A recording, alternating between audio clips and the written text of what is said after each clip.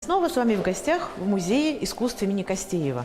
Но сегодня здесь выставка необычная, потому что это выставка графики. А графика – это такой вид искусства, сегодня почти ушедший из музеев и выставочных залов. Непопулярный, редкий, а тем более редко можно встретить такую красивую графику, которую нам представил Бейбут Асемкул.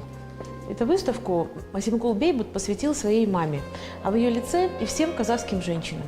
И именно поэтому она называется «Вечность», потому что темы, которые выбирает Бейбут, с одной стороны, очень простые, очень понятные, очень человеческие, а с другой стороны, они наполнены самым главным, самым философским, бытийным смыслом. И вот это соединение бытового и бытийного происходит у Бейбута в каждой работе, когда от каких-то привычных занятий и привычных деталей быта ты вдруг понимаешь, на чем держится этот мир, и ты вдруг понимаешь философию жизни.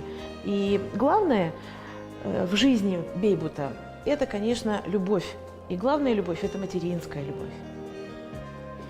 В современном искусстве почти исчез образ человека. Я не знаю, почему так происходит, но это очень характеризует наше время. А вот в творчестве Бейбута Асемкула человек – это главное, центр мира. И поэтому он таким крупным планом рисует лица. И поэтому он так останавливается подробно на самом важном, на самых важных связях, родственных связях. Например, тут есть несколько композиций «Сестры», а вот эта композиция называется «Братья». И посмотрите, сколько много в ней, какая она говорящая эта композиция, сколько много в ней символического.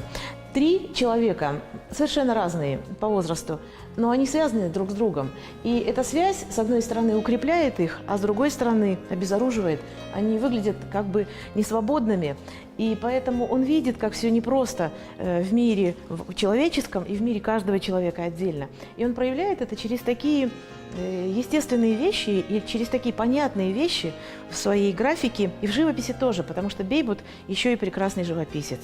Он выбирает простые темы и бытовые сюжеты, но всегда их так разворачивает, так рассказывает нам, что они становятся волшебными, сказочными. И ты прям представляешь себя на месте, например, вот этого мальчика, который стоит у родника, и мальчику большая одежда, и не видно рук, потому что он носит чье-то. И вот в этой маленькой детали сразу скрывается целая жизнь. Но она не грустная, эта работа, потому что в гриве этого прекрасного могучего быка скрываются птички маленькие, беззаботные и легкие. И в каждой работе Бейбута очень много надежды.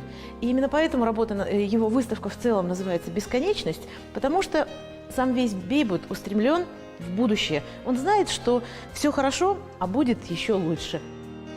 Искусство дарит нам столько радостных моментов, искусство открывает нам столько новых смыслов, искусство помогает понять нам самих себя.